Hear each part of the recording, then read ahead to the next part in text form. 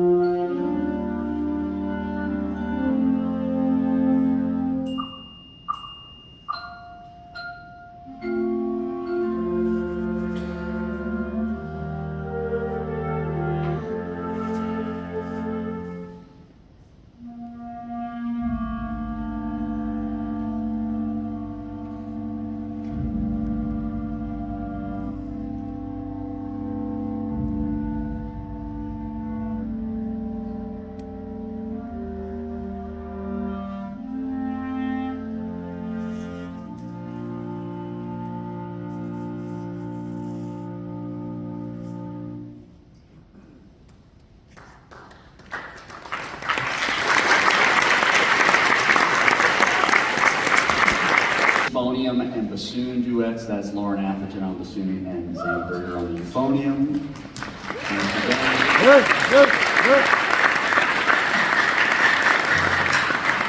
All right, we've got one more for you here. This is now completely different, right? We started with something very old and now very different but contemporary, very new composition. This last piece is entitled Undertow, and it's by a composer named John Mackey. And I've heard people refer to this composition as during John Mackey's angry phase. And so earlier you heard the combined powers of the symphonic band and freshman band play the first movement of the Greek folk song suite. I said was in 7/8, right? We said it was kind of a weird feeling, 1, 2, 3, 1, 2, 1, 2. This is also in 7/8, but it alternates every other measure from 7/8 to 4/4. So we go 1, 2, 1, 2, 1, 2, 3, 1, 2, 3, 4, 1, 2, 1, 2, 1, 2, 3, 1, 2, 3, 4. And so we got to keep track of all that. And there's a whole lot of really cool percussion writing. The percussionists get a chance to do more than just like tap a triangle and things like that. So they're very involved here. So once again, thank you all for being here. Thank you for keeping your kids involved in public school music. Very important these days. And I'm looking forward to tomorrow's band festival. If you're a parent and you've signed on to help tomorrow, thank you so much. If you're a student and you've agreed to help volunteer tomorrow, thank you so much. Okay? Tomorrow's kind of a long day. So I'm going to shut up and let's play and then we'll get out of here. Here we go, Undertow by John Mackey.